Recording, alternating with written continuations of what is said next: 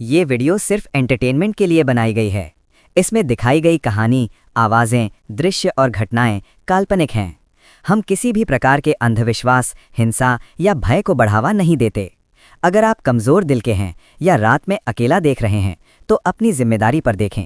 कभी कभी शादी सिर्फ दो लोगों के बीच नहीं होती, कभी कभी कोई तीसरा भी होता है। और अगर वो तीसरा दिख गया तो समझ लेना कुछ बहुत गलत होने वाला है। आज की कहानी उत्तर भारत की एक ऐसी शादी की है जिसमें 7 नहीं 8 फेरे लिए गए थे। 7 फेरे और 8वां साया। ये कहानी सच्ची घटनाओं से प्रेरित है। सभी नाम, स्थान और पहचान पूरी तरह बदले गए हैं। उत्तर भारत का एक शहर, साल 2016। कहते हैं कुछ शादियां आसमान में तय होती हैं और कुछ किसी और ही दुनिया में। करण की बारात रात के करीब 11 बजे निकली। हंसी मजाक, डीजे, रोशनी, सब कुछ था। लेकिन जैसे ही शहर की सीमा खत्म हुई, माहौल बदल गया। पहला झटका, गाड़ी का टायर अचानक ब्लास्ट। कुछ पल का सन्नाटा, गाड़ी बदली गई। फिर सफर शुरू हुआ। कुछ किलोमीटर आगे जिस घोड़ी पर दूल्हा बैठने वाला था वो अचानक बिदक कर भाग गई। लोग हंसे। किसी ने कहा शादी में ऐसा होता रहता है। लेकिन अमन के चेहरे पर हंसी नहीं थी। उसकी नजर बार बार सामने सड़क पर टिक जाती। ढाबे की लड़ाई। रास्ते में बारात एक ढाबे पर रुकी, चाय बनी और वहीं अचानक रिश्तेदारों में जोरदार झगड़ा। किस बात पर किसी को याद नहीं। आधे लोग वहीं से लौट गए। करण ने सबको संभाला, अब सब ठीक रहेगा। पर किस्मत कुछ और लिख चुकी थी। मंडप की रात। सिया दुल्हन बनी बैठी थी। वरमाला का समय आया। जैसे ही करण ने माला पहनाई, धागा टूट गया। जोड़ दिया गया, हंसी में टाल दिया गया। उसी पल आसमान गरजा। तेज बारिश, अग्नि बुझ गई। बारिश रुकी, अग्नि फिर जलाई गई और फिर दोबारा बारिश। पंडित भी चुप हो गए। पल्ले का खिंचना। फेरे शुरू हुए। करण का ध्यान भटका हुआ था। पल्ला बार बार उसके हाथ से छूट रहा था। लोग मजाक करने लगे, पर सिया ने देखा करण की आंखों में डर था। विदाई के समय सिया ने पूछा, आप जानबूझकर ऐसा कर रहे हो? करण फुसफुसाया, नहीं, मुझे लग रहा है कोई ये पल्ला खींच रहा है। हाईवे पर वो गाड़ी चली।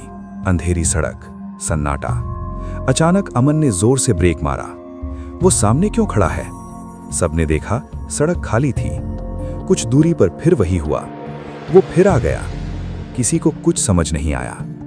शादी के बाद 3 दिन बीते। सबको लगा अब सब ठीक है। लेकिन सिया को महसूस हुआ कुछ गया नहीं है, बस चुप हो गया है। पहली रात। आधी रात करण उठकर बैठ गया। आंखें खुली थीं, पलकें नहीं झपक रही थीं। सिया ने हिलाया, करण? कोई जवाब नहीं। फिर उसके मुंह से निकला, ये घर छोटा है।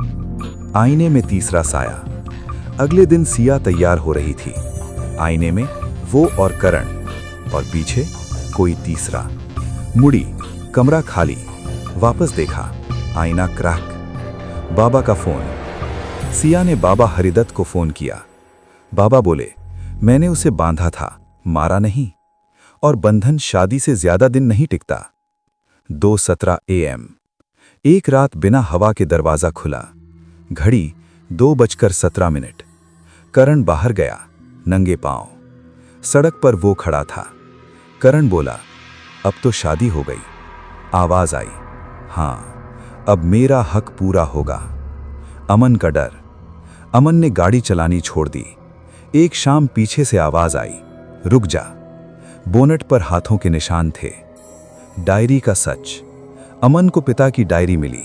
लिखा था, जो उसे देख ले वो अगला होता है। आखिरी ड्राइव। एक रात अमन घर से निकला। सुबह उसकी गाड़ी मिली। अमन कभी नहीं मिला। बाबा की आखिरी रात। उसी रात बाबा पूजा में बैठे थे। दीपक कांप रहा था। तू आ गया, बाबा बोले। मंत्र शुरू हुआ। शीशे चटक गए। घड़ी रुकी। 2:17। अंधेरा सामने खड़ा था। मैं बांधने नहीं, रास्ता दिखाने आया था। दीपक बुझ गया। सुबह बाबा शांत लेटे थे। आज सिया और करण जिंदा हैं, लेकिन उनकी शादी कभी पूरी नहीं हो पाई। अमन कभी मिला ही नहीं। और बाबा हरिदत्त, जिन्होंने जिंदगी भर दूसरों को बचाया, उसी रात चले गए जिस रात उस साए ने अपना आखिरी हक मांगा था।